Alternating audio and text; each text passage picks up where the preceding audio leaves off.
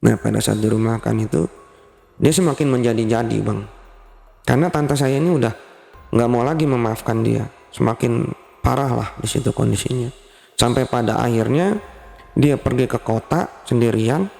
Kita kondisinya tante saya ini nggak tahu, tiba-tiba udah nggak ada di rumah karena kondisinya waktu itu tante saya itu lagi keluar.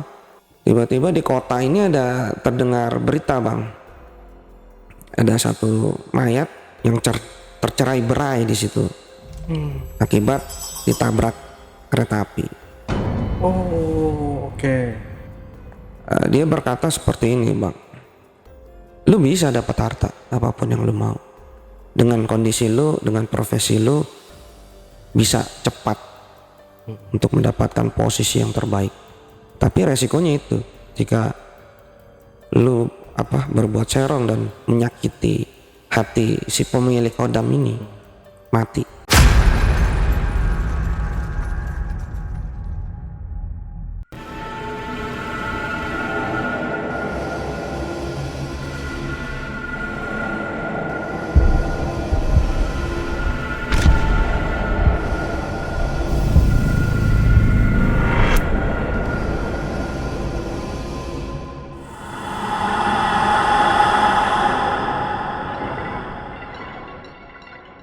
Assalamualaikum warahmatullahi wabarakatuh. Ketemu lagi dengan saya, Ale Jejak Backpacker. Dalam obrolan misteri Jejak Backpacker kali ini, kembali saya menghadirkan seorang narasumber yang pernah mengalami kejadian mistis. Seperti apa kejadian mistis yang dialami oleh narasumber kita pada kali ini? Langsung aja kita sapa narasumbernya. Assalamualaikum Master. Waalaikumsalam warahmatullahi. Ya Master, terima kasih sudah hadir di studio Jejak Backpacker. Jadi Master ini punya pengalaman mistis ya, yang sangat ekstrim boleh dibilang gitu ya. Iya betul. Ceritakan ini tentang apa nih Master? Kita spill dulu sedikit ke penonton biar rasa penasarannya tuh tinggi gitu loh Master. Silahkan, gimana nih?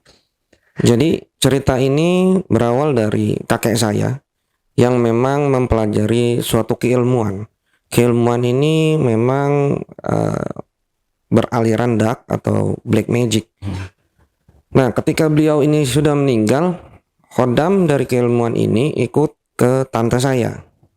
Nah, dari sinilah cerita ini berawal, dimana ketika tante saya ini menikah, kemudian suaminya itu main serong, kemudian menyakiti hatinya, ya itu menyebabkan suaminya ini ada yang bunuh diri, ditabrakan dirinya sendiri itu ke dalam kereta api yang sedang berjalan. Sehingga berceceran lah itu kepala, kemudian tangan dan kakinya itu sampai pisah-pisah lah. Oke. Merinding. Disimpan dulu aja kalau gitu Master ceritanya. Siap. Kita lanjut setelah ini Master ya. Tapi sebelum Master Blackjet menceritakan pengalamannya lebih lanjut lagi, saksikan setelah OMG yang satu ini. Kopi Liong Bulan, nuansa legendaris di mana keunikan rasa dan aroma mengalir dari setiap biji kopi pilihan. Keistimewaan yang dipersembahkan bagi mereka yang menghargai cita rasa terbaik. Gurih dan aroma asli yang khas dibuat dengan sempurna. Kopi Liong Bulan, keajaiban dalam setiap aroma. Oke, Master. Dengar kisi-kisinya aja udah serem banget ini. Iya. Oke, udah siap Master ya buat cerita ya? Siap. Silahkan kalau gitu Master. Ya, jadi awal mula kisah ini adalah ketika kakek saya meninggal dunia. Jadi kakek saya ini adalah seorang praktisi lah di kampungnya. Kakek saya ini memang beraliran dark atau black magic. Nah, ketika kakek saya ini meninggal dunia, hodam dari keilmuannya ini ikut kepada salah satu anaknya, yang mana di sini adalah tante saya sendiri. Jadi adiknya bapak saya. Karena bapak saya ketika mau diturunkan keilmuan ini tidak mau atau tidak berkenan. Nah, ketika sudah ikut ke tante saya ini, ada beberapa memang kejadian-kejadian aneh ketika tante saya ini disakiti oleh orang-orang terdekatnya.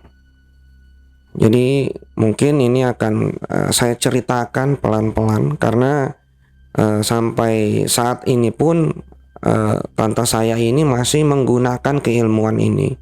Tante saya ini sampai menikah sebanyak 5 kali.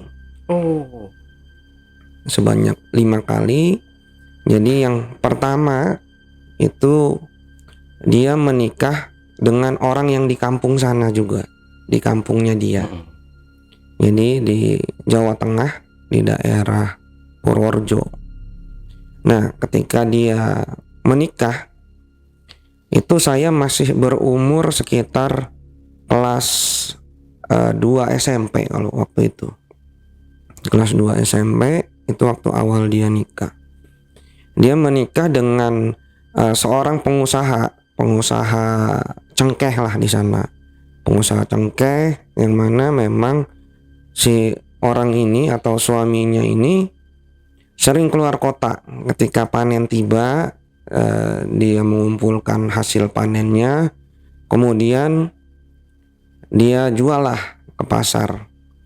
Nah, hari-harinya seperti itu karena ketika harga cengkeh itu turun, dia biasanya akan mengkeep dulu nih, nggak langsung dia jual. Jadi dia simpan dulu. Tapi ketika memang harganya bagus, dia baru jual itu semua. Nah, di tengah perjalanan hidupnya mereka, si suaminya ini ketahuan nih. Ketika di pasar, nggak taunya kan biasanya di pasar itu kan ada catering yang menawarkan kopi atau makanan, biasanya cewek-cewek tuh.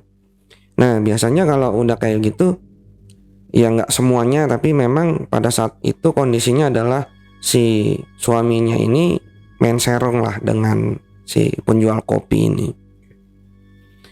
Sempat terjadi percecokan juga di tante saya dengan suaminya. Kemudian tante saya ini sangat sakit hati lah di situ, sangat sakit hati, kemudian merasa tertipu, merasa pengorbanannya selama ini tuh sia-sia gitu ketika dia mensupport suaminya untuk berjualan cengkeh atau tembakau inilah. Nah, lalu ketika kejadian tersebut sampai ke telinganya tante saya, akhirnya tante saya tuh ritual untuk melakukan suatu judgment atau penghakiman. Jadi di sini tante saya melakukan pemotongan ayam cemani. Ayam yang bentuknya itu hitam semua, warnanya hitam semua. Dari mata, lidah, kemudian paruhnya, kakinya, kemudian darahnya. Nah, itu dia sembelih. Nah, ketika dia sudah sembelih, darahnya itu dia tampung. Ditampung di dalam sebuah botol. Ditampung di dalam sebuah botol, kemudian si ayam cemaninya ini digoreng sama dia. Digoreng sama dia kayak diungkung. Diungkep-ungkung. Nah, jadi ditaruhlah di satu piring, kemudian di situ ada darah. Kemudian dia juga kan pasti punya ininya rambut suaminya dan juga bekas potongan kukunya. Itu dimasukin ke dalam botolnya. Kemudian di daerah Purworejo sana kan masih pegunungan. Jadi masih banyak tempat-tempat yang memang wingit di situ. Nah, dia lakukan ritual di atas gunung lah pada waktu itu. Nah, dia tanam di situ botol yang berisi darah ayam cemani, kemudian ayam cemaninya, kemudian ada taburan bunga-bunganya di situ. Nah, dia tunggu itu. Dia tunggu sambil dia menanyakan lagi, apakah benar kamu tidak melakukan hal-hal yang di luar batas seperti ini, sudah sampai sejauh mana dan lain sebagainya lah. Nah, suaminya pada waktu itu tidak jujur sama dia. Oke. Dia udah bilang, kalau kamu tidak jujur, kamu akan menerima resikonya. Tapi ketika kamu jujur, kamu akan masih bisa diselamatkan. Dia mungkin suaminya ini terlalu logik mikirnya. Dia tidak berpikir bahwa ini sudah diritualkan oleh tante saya ini. Nah, selang 3 hari kemudian, ketika dia sedang berjalan atau menaiki mobilnya lah ke arah pasar untuk menjual tembakau yang cengkeh-cengkehnya itu, tiba-tiba tuh ada kayak apa namanya, melintas lah, karena kan di situ ada keneknya juga. Nah, yang cerita ini keneknya, jadi kayak ada, dia sekeneknya juga ini ngelihat gitu. Jadi kayak ada binatang tapi sangat besar katanya, tiba-tiba melintas ketika pas mau belokan di area pegunungan itu kan belokannya tajam. Oke. Nah, itu dia melintas tiba-tiba. Nah, pada akhirnya ya hilang kendali lah itu. Hilang kendali, kemudian terperosok ke dalam jurang itu. Nah, di situ tuh belum meninggal, Bang. Belum. Jadi mereka ini masih luka-luka lah, luka-luka berat lah. Nah, ini masih luka-luka, kemudian dibawa ke rumah sakit, lalu diobati, masih sembuh, Bang. Tapi memang kondisinya kakinya ini sudah setengah ini udah nggak bisa digunain, yang sebelah kanan. Jadi udah cacat lah, udah cacat. Nah, ketika di rumah sakit ditanya lagi, Bang, sama tante saya, tetap nggak mau ngaku. Nah, pada akhirnya si tante saya ini bilang, ini kamu masih diberikan kesempatan. Ketika kamu jujur, kamu masih bisa selamat. Terus dia tetap berdalih dan nggak mau jujur di situ. Oke, kalau kayak gitu, kata tante saya seperti itu. Akhirnya pulanglah mereka, masih cekcok, Bang, di situ. Masih bertanya-tanya lah tante saya di situ, dan ini masih nggak ngaku. Nah, ketika setelah sampai di rumah selang 2 harian lah, 2 hari, dia kan biasanya ngejemur itu tembakaunya, cengkehnya itu, ngejemur. Nah, ketika ngejemur itu kan biasanya di pinggir jalan tuh. Nah, ketika dia jemur itu, tiba-tiba ada satu mobil kencang, Bang, waktu itu. Kencang sekali. Tiba-tiba langsung nabrak dia, Bang. Nabrak dia, kemudian kelindes. Orang ini kelindes. Si suaminya ini kelindes. Kelindes sampai kepalanya itu pecah, Bang. Otaknya itu berantakan, Bang. Kayak, aduh, saya juga menceritakannya kayak seram sekali, Bang. Maksudnya ya kayak otaknya itu udah keluar dari kepalanya itu loh, Bang. Nah, di situ tuh baru kelihatan lah bahwa memang nih orang salah tuh. Orang salah. Nah, kemudian udahlah, itu untuk kisah yang pertama, suami yang pertama. Dikuburkanlah si suami ini, kemudian ya udah tuh. Nah, tapi si suami ini, korinnya ini belum tenang, Bang. Oke. Korinnya ini datang ke tante saya. Ya, si korin ini datang ke tante saya kayak ingin meminta maaf bahwa sebenarnya memang ya kesalahannya si mayit ini dulu pernah selingkuh dan lain sebagainya. Jadi itu diceritakan lah. Nah, setelah itu baru selesai untuk suami yang pertama, Bang. Kemudian setelah beberapa tahun, mungkin masih trauma waktu itu, akhirnya dia beberapa tahun menjanda lah, beberapa tahun menjanda. Kemudian dia bertemu dengan seorang polisi pada waktu itu. Jadi si Hodam ini unik, Bang. Jadi Hodam Black Magic ini ketika memang dia benar, dia akan mensupport si orang atau suami barunya ini untuk mencapai suatu posisi yang bagus, Bang. Kayak yang tadinya ini, yang si suami pertamanya ini sebenarnya awalnya itu hanya pekerja biasa, sampai dia punya usaha sendiri, sampai dia punya tembakau dan lain sebagainya. Nah, ini ada seorang polisi, dia kenalan yang tadinya pangkatnya biasa-biasa saja, ketika sudah menikah mulai bang karirnya itu meningkat cepat itu. Jadi tiba-tiba dia dapat dia kan bagian kriminal lah, dia dapat ketika sedang operasi dapat kayak semacam drug yang banyak lah, berhasil nangkap bandar narkoba besar lah pada saat itu, sehingga dia bisa langsung naik pangkat lah, beberapa step lah. Kemudian ada lagi dengan berbagai macam lah, yang pada akhirnya dia mencapai top posisi lah pada waktu itu. Nah, ketika sudah mencapai top posisi, si polisi ini atau suami tante saya yang kedua ini, dia mulai berulah.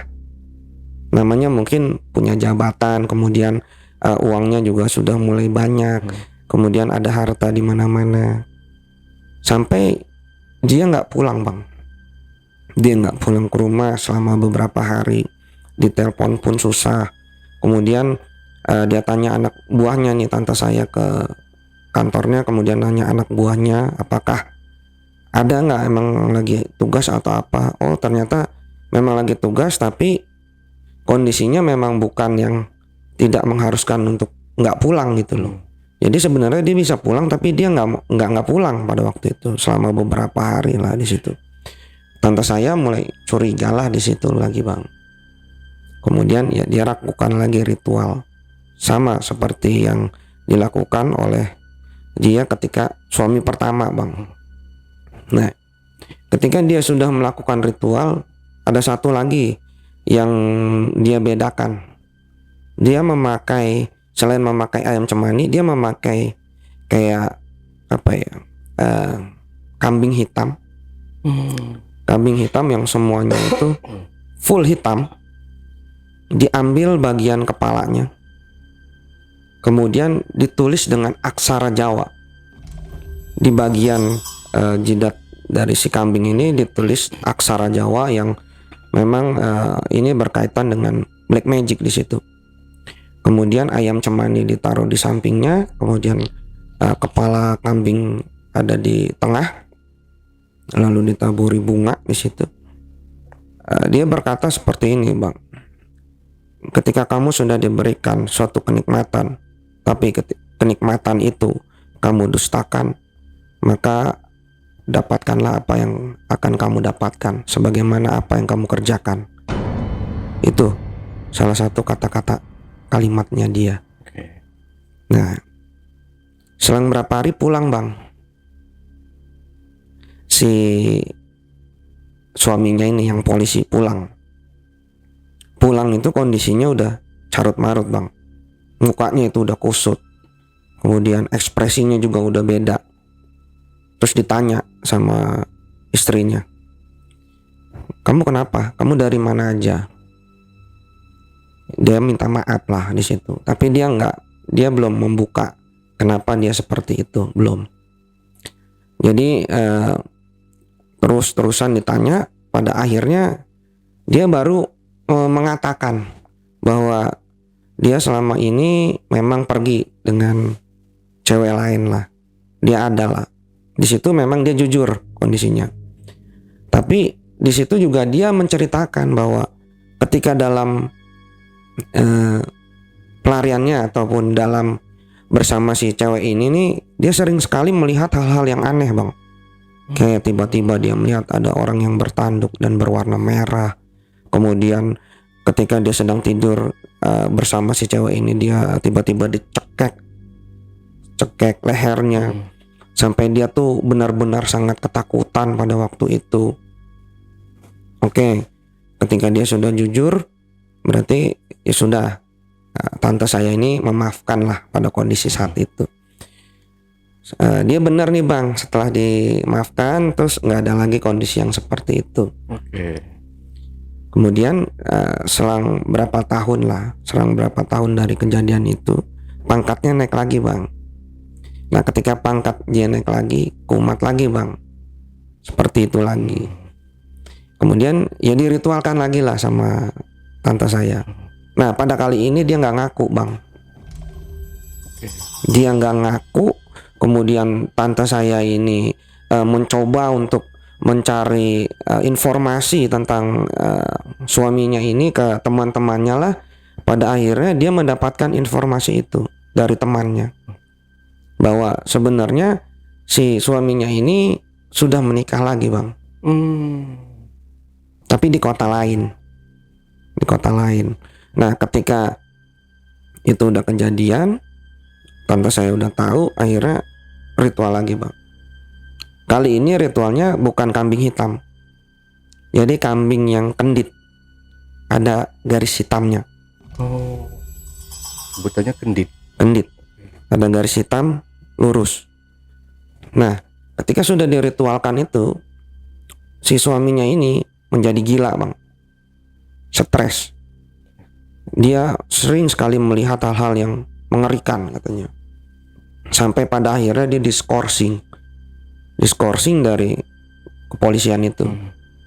Akhirnya dirumahkan dulu karena sangat sangat memprihatinkan lah kondisinya. Yang ditakutkan adalah ketika sedang bertugas dia nggak terkontrol, tiba-tiba menembak orang, bahaya.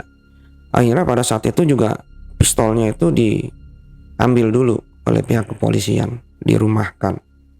Nah pada saat dirumahkan itu dia semakin menjadi-jadi bang, karena tante saya ini udah nggak mau lagi memaafkan dia. Semakin parah lah di situ kondisinya. Sampai pada akhirnya dia pergi ke kota sendirian. Kita kondisinya tante saya ini nggak tahu. Tiba-tiba udah nggak ada di rumah karena kondisinya waktu itu tante saya itu lagi keluar. Tiba-tiba di kota ini ada terdengar berita bang. Ada satu mayat yang tercerai berai di situ akibat ditabrak kereta api. Oh, oke. Jadi si suaminya ini saking udah nggak kuatnya karena gangguan itu, akhirnya dia pergi ke kota. Kemudian mungkin dia lihat ada rel kereta api di situ. Dia langsung ke tengahnya ketika kereta api itu mau lewat, dia langsung menyodorkan badannya bang. Bukan tiduran bang. Jadi dia benar-benar rel kereta api dia di tengah, kemudian tangannya melebar gitulah. Oh, terlentang ya. Iya, kayak telentang gitu. Tapi posisinya berdiri bang. Oke. Oh, berdiri. Berdiri. Jadi dia berdiri, posisinya memang di tengah rel. Dan ini menurut saksi mata yang ada di sekitar situ. Sudah dibilangin, tapi tetap aja dia menabrakkan diri. Nah, setelah itu tante saya dipanggil ke situ sama pihak kepolisian. Dikabarkan lah, ini ada suaminya meninggal menabrakkan diri di kereta. Pas datang ke sana, itu udah tercerai-berai bang. Kepala, kemudian tangan, kaki dan badannya lah. Karena kan terseret itu sampai berapa meter lah waktu itu. Udah nggak jelas bang di situ. Bahkan sampai dagingnya itu menempel di rel kereta apinya itu. Sama beberapa yang harus memang bagian-bagian tubuhnya itu dicari untuk dijadikan satu. Nah dari sini juga masih ini nih bang, masih jinnya nih, jin korinnya ini masih belum tenang. Jadi disamperin juga tuh tante saya sama si jin korinnya ini bang. Iya, minta maaf juga lah di situ. Minta maaf dan lain sebagainya di situ. Kemudian barulah setelah itu selesai urusannya. Nah, tante saya ini nih memang saat ini nih sedang buka usaha. Karena mungkin di sana itu kan sudah banyak kejadian yang gak enak. Akhirnya dia pindahlah ke daerah Tangerang. Nah, ketika di daerah Tangerang ini dia berkenalan lagi sama orang. Jadi dia orang ini driver ojek online lah. Yang awalnya dia hanya nyewa mobil itu untuk digunakan sebagai online lah di situ. Nah, berkenalan lah itu dengan si tante saya ini. Tapi pada saat itu tante saya langsung bilang begini sama orangnya sebelum melangkah lebih jauh. Mungkin karena ya trauma dengan dua cowok yang sebelumnya itu. Tante saya langsung bilang, ketika kamu mau sama saya bisa menjamin bahwa hidup kamu itu bisa naik drastis. Kamu bisa punya usaha dan lain sebagainya. Tapi satu syarat saya, kamu jangan pernah menyakiti hati saya. Karena ketika kamu sudah menyakiti hati saya, kamu akan merasakan suatu dampak yang sangat buruk. Bahkan bisa mengancam nyawamu sendiri. Nah pada saat itu, ya oke, kata si orang ini. Kemudian menikahlah dia. Nah ketika seiring berjalannya waktu, namanya driver online bang ya, kan banyak penumpang tuh, oh cewek-cewek dan lain sebagainya. Nah pada saat itu kondisinya memang sudah mulai naik nih bang, dari yang tadinya dia nyewa mobil untuk narik sampai dia punya mobil sendiri, kemudian dia punya beberapa armada lah tambahan untuk dia sewakan lagi ke orang-orang, sampai dia bisa jadi usaha rental mobil. Nah mulai dah di situ, ketika dia narik kan banyak sekali godaan lah di situ, dia nggak tahan di situ. Kemudian ya tante saya nih tahu lah, mencium gelagat yang aneh di sini. Yang tadinya dia pakai parfum nggak terlalu wangi, tiba-tiba jadi wangi. Tiba-tiba pas pulang ada kayak semacam rambut cewek tapi di bajunya dia. Terus terkadang dia juga melihat kayak semacam ada kayak bibir merah lah, bekas bibir merah di bajunya atau di bagian tubuhnya mana gitu. Ditanya lagi tuh sama tante saya tuh, kamu selama ini sudah berbuat apa? Kamu sudah seleweng nggak dari aku gitu. Nah si suaminya ini nggak terus terang bang, nggak terus terang. Nah ketika dia nggak terus terang, tante saya ini marah karena mungkin dia juga sudah tahu dari khodam yang ikut dia, udah cerita. Nah dilakukanlah ritual lagi bang di situ. Dilakukan ritual lagi di situ. Kemudian ketika si suaminya ini dapat orderan, ada yang nyewa bang untuk keluar kota, nyewa keluar kota. Nah di dalam perjalanannya itu tiba-tiba dia digorok bang, pas lagi nyetir mobil. Sama si penyewanya itu digorok. Ternyata penyewanya itu adalah begal bang. Jadi menurut keterangan polisi, ketika sedang berjalan itu dia digorok lehernya sampai nyaris putus bang. Karena mungkin pada saat itu dia melawan bang. Jadi di situ kata polisinya itu kan, kita kan biasanya kan ada barang bukti itu di foto-foto. Nah itu udah di mana-mana bang, udah berceceran di mana-mana bang.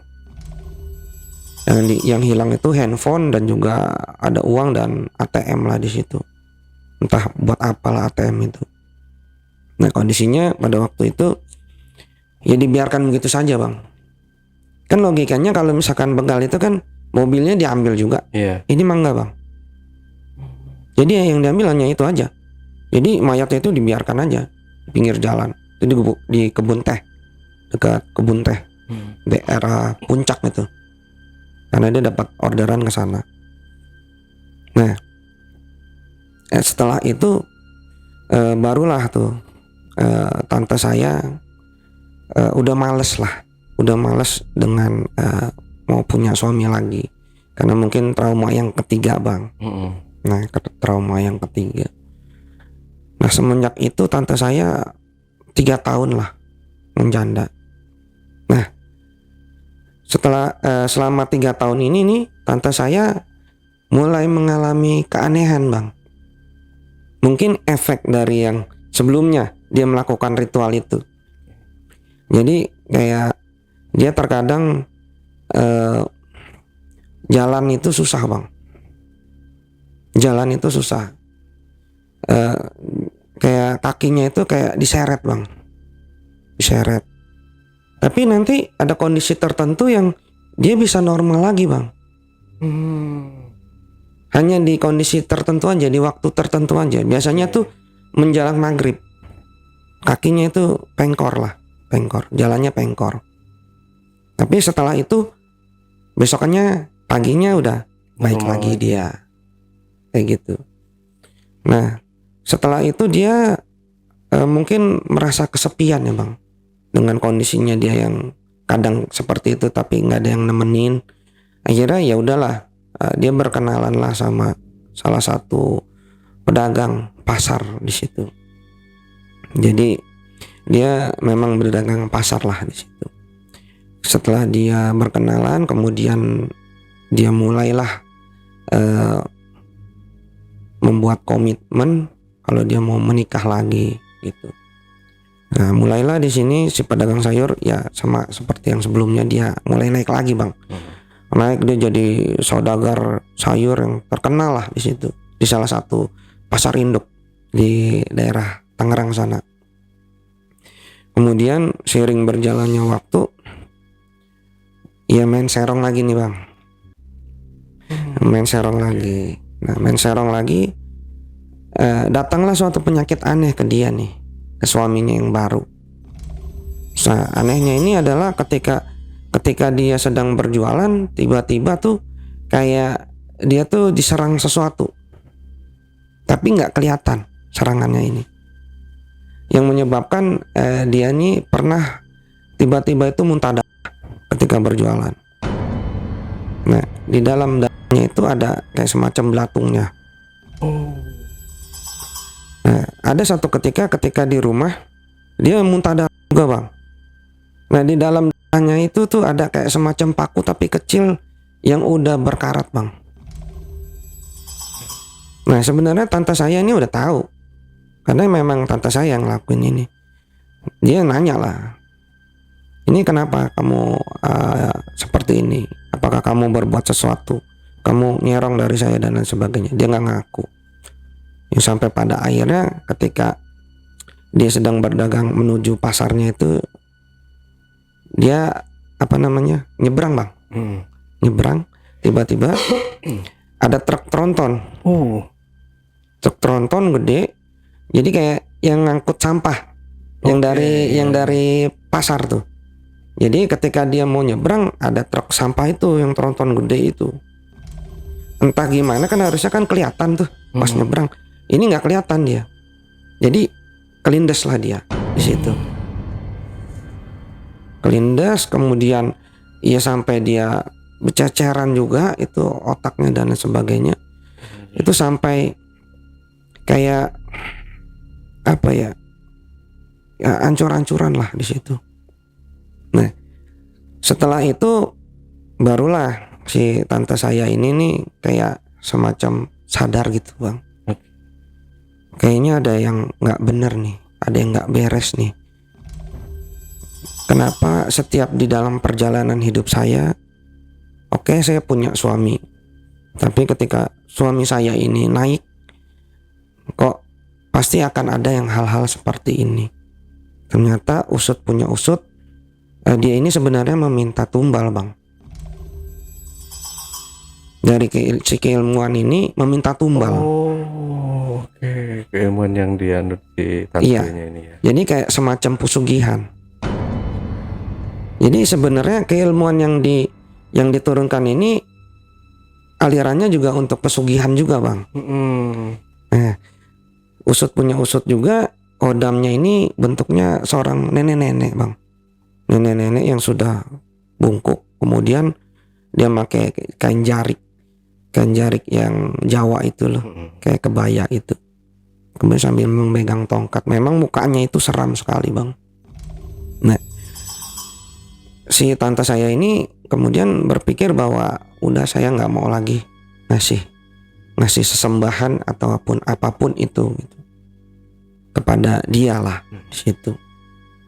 Nah, itu selang beberapa tahun kemudian lah dia sadar tentang hal itu. Kemudian saya kan sudah beranjak besar nih, Bang. Kemudian saya juga sudah belajar beberapa keilmuan juga di situ. Kemudian ada satu kondisi di mana pada saat itu saya ingin mencoba bang si Hodam Ya, leluhur ini. nenek ini. Iya, karena pada saat itu kondisinya saya memiliki kucing pig nose lah, pig nose yang memang saya sedang berdayakan. Nah, ketika itu kucing saya itu hilang. Saya baru pulang kerja di situ, posisinya saya capek, saya kesal, kemudian saya emosi, tingkatnya sangat tinggi sekali emosi saya.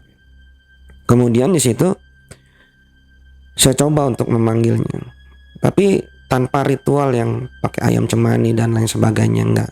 Saya hanya duduk di depan rumah saya, kemudian saya membuat seperti bola api. Jadi saya visualisasikan di dalam tangan kanan saya seperti bola api. Kemudian saya panggil dengan proses batin si Hodam leluhur saya ini. Kemudian saya bilang ke si api ini dan si Hodam ini, jangan pulang sebelum kamu menemukan siapa pelakunya. Jadi saya lempar bolanya ke atas. Saya biarkan itu.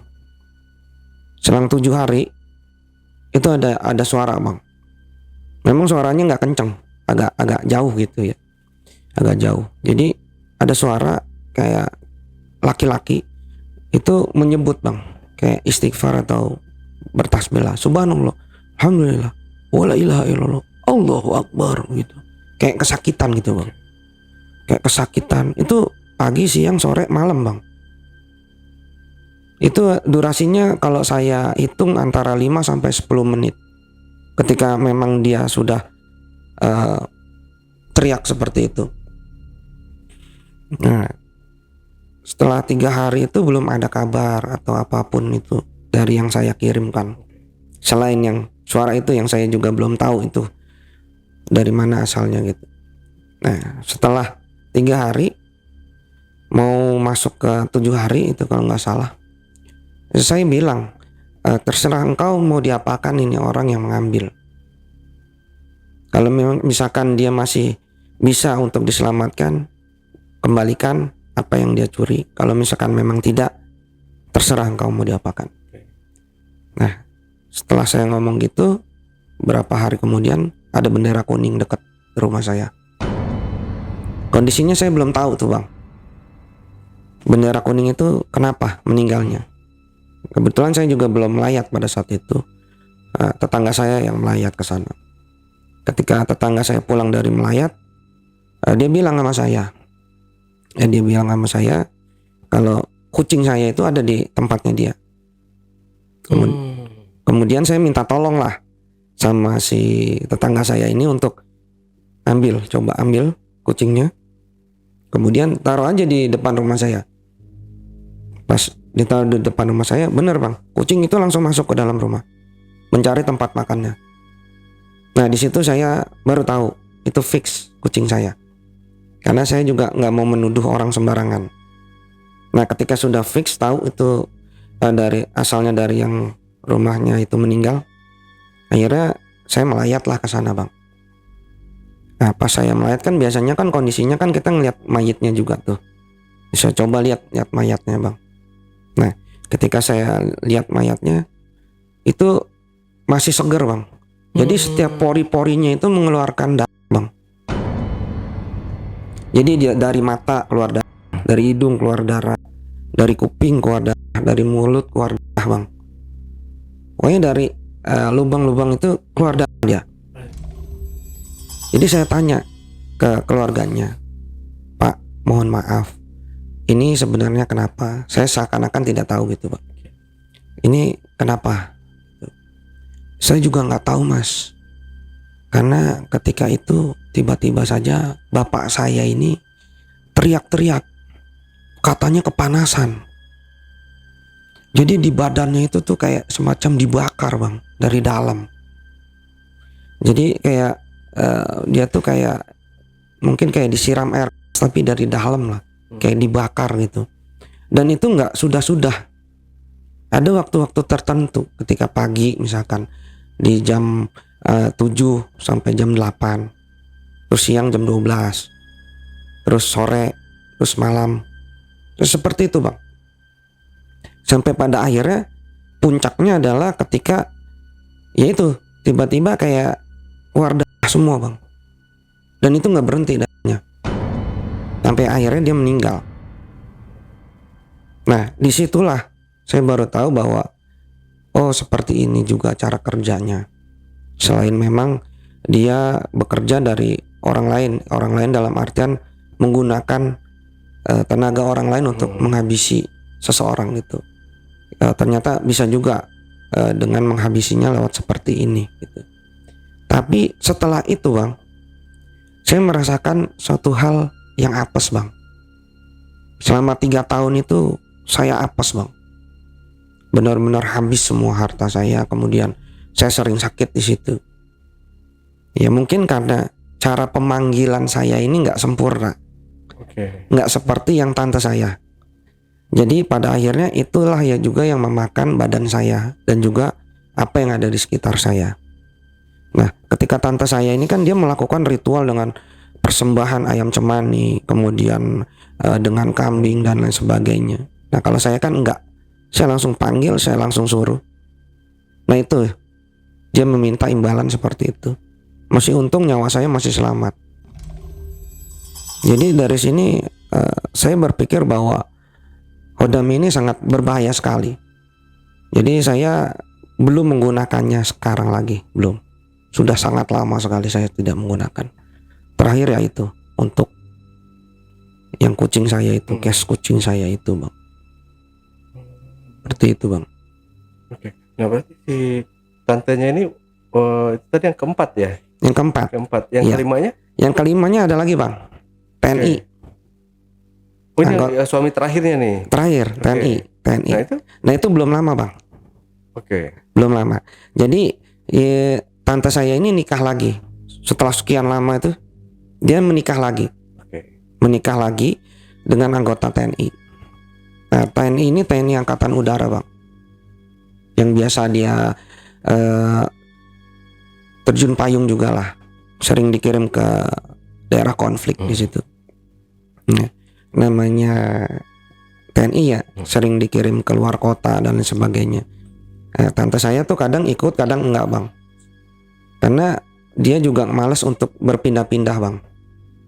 Nah ketika dia ditugaskan di daerah Papua pada waktu itu untuk pemberantasan KKB lah di sana.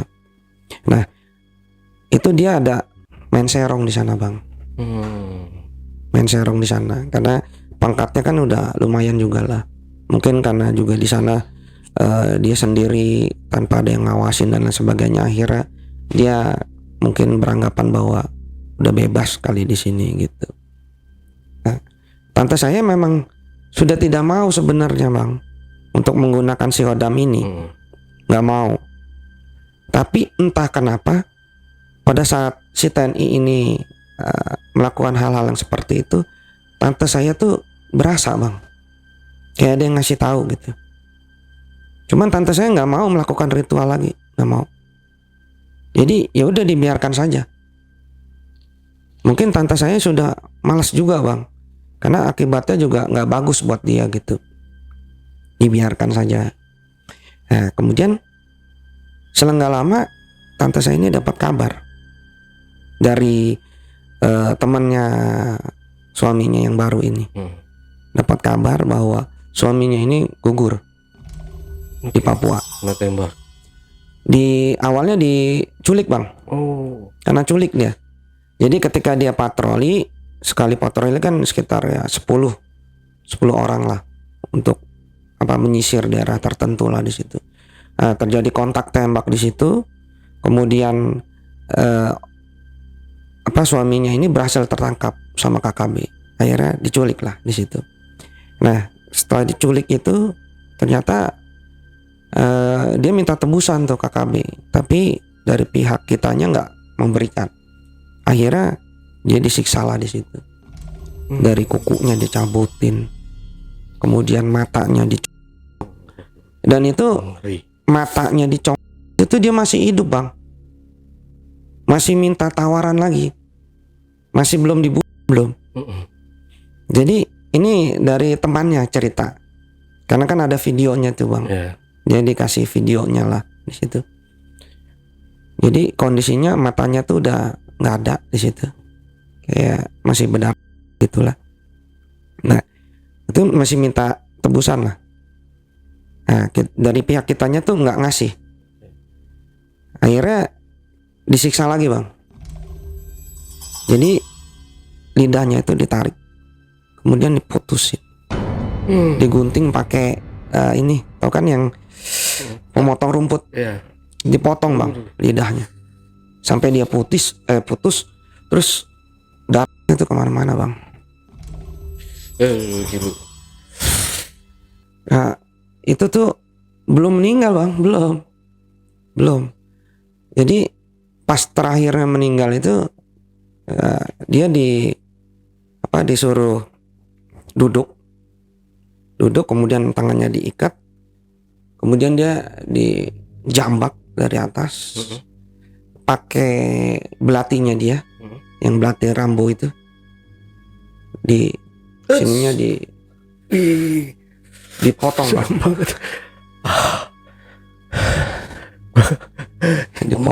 Potongnya perlahan bang. Jadi bener-bener kayak dia mengerangnya itu tuh kayak dari awalnya dia ada suara sampai, abang tahu kan ketika korban kambing dipotong sampai begitu bang, gitu bang, sampai muncrat kayak gitu bang. Dan itu divideoin sama mereka, bang. Nah nggak sampai situ bang. Jadi ketika dia sudah meregang nyawa, palanya itu dipotong. Yang dikirim palanya duluan bang ke kesatuannya itu, dikirim itu. Jadi tubuhnya itu dibuang entah kemana. Nah tante saya di sini juga bingung gitu loh. Maksudnya saya nggak ritual apa-apa, tapi kok bisa sampai seperti itu kejadiannya. Nah ternyata ketika kita sudah melakukan satu ritual untuk melakukan persembahan, itu tidak bisa langsung lepas bang. Jadi getaran di hati pun itu bisa langsung mengkoneksikan diri kita dengan si hodam leluhur ini, yang kemudian hodam leluhur ini bisa langsung jalan ke sana bang. Ya mungkin aja orang KKB ini nih dirasuki sama si hodam sehingga sampai berlaku sadis seperti itu. Akhirnya ya jin korinnya datang lagi ke tante saya minta maaf. Nah sampai sekarang nih tante saya udah belum punya suami lagi, karena mungkin takut dengan hal-hal yang seperti ini. Akhirnya dia memutuskan untuk saya sendiri aja dulu sampai sekarang. Ngeri banget kalau yang jadi suaminya ya. Itu nggak boleh macam-macam. Nggak boleh. Bahkan ketika dia sudah benar-benar sakit hati itu sangat berbahaya bang. Tapi posisinya adalah lu bisa dapat harta apapun yang lu mau, dengan kondisi lu, dengan profesi lu bisa cepat untuk mendapatkan posisi yang terbaik. Tapi resikonya itu jika lu berbuat serong dan menyakiti hati si pemilik hodam ini, mati. Berarti dia hanya mengurus mengurus si hodam ini aja ya, sebelumnya. Iya. Maksudnya nggak ada nama keilmuan yang lain-lain tuh nggak ada. Dia miliki. Hanya si hodam ini dijadikan sebagai kayak semacam pesugihan gitu ya. Iya. Oh. Jadi hodam ini memang hodam pesugihan bang. Bisa untuk hodam pesugihan juga. Tapi walaupun sekarang sudah nggak ada persembahan lagi yang diberikan oleh si tantenya ini untuk si hodam ini, dan itu si hodam ini masih tetap ada. Masih tetap ada bang. Masih tetap ikut dia. Sampai pada akhirnya nanti tante saya ini harus menyerahkan si Hodam itu sama siapa. Keturunannya atau apa. Keturunan, turun temurun. Betul. Makanya kan tadi bapak saya nggak mau. Mau dikasih Hodam itu nggak mau bapak saya. Ngeri juga ya. Ngeri bang. Tapi tantenya belum punya anak sama sekali. Belum punya anak. Masalahnya nanti ketika dia sakaratul maut bang, Oke. si Hodam ini tidak akan mau melepaskan. Berarti seandainya kan nih kalau tante kan nggak punya anak ya. Berarti sewaktu dia akan meninggal sakaratul maut, nah, si Hodam ini nanti kemana tuh perginya? Ya harus di saudaranya lagi bang. Siapa yang Oke. mau? Yang masih garis keturunan dari kakek. Tapi harus ada yang mau. Kalau nggak ada Harus yang ada mau yang semua gimana? Dia akan seperti mayat hidup. Oh. Karena kakek saya seperti itu meninggalnya. Sampai pada akhirnya anaknya dialah yang mau. Baru. Karena ini berhubungan dengan black magic yang memang ini keilmuan kuno yang jarang orang miliki. Dan memang kakek saya itu orang terkaya dulu di daerahnya. Oke. Keadaan sekarang gimana? Keadaan tante Master itu? Ya sekarang dia lumpuh bang kondisinya. Waktu sebelumnya kan dia masih diseret tuh kakinya. Sekarang udah lumpuh setengah. Harus siap-siap dong ya. Makan Pewarisnya ini ya. Iya betul. Harus ada yang mau. Kalau nggak ada yang mau ya dia akan seperti mayat hidup bang. Berarti ini sampai 7 turunan atau gimana nih? Jadi ini Atau terus-terusan tuh sampai kemudian hari kayak gitu. jadi memang ada caranya bang untuk memutuskan itu. Dan saya udah tahu cara untuk memutuskan itu bagaimana. Tapi memang resikonya nyawa kita bang. Karena kontrak di awalnya itu bang yang jadi masalah. Dia sumpahnya adalah dia tidak akan pernah meninggalkan anak, cucu dan turunannya. Dia siapapun cucunya, anak turunannya yang manggil dia nantinya, dia akan datang membantu dalam versinya.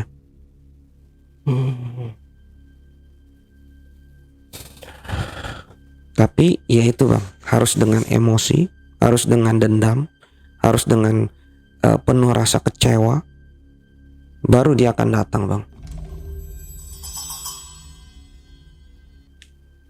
Karena dia bisa mencium itu.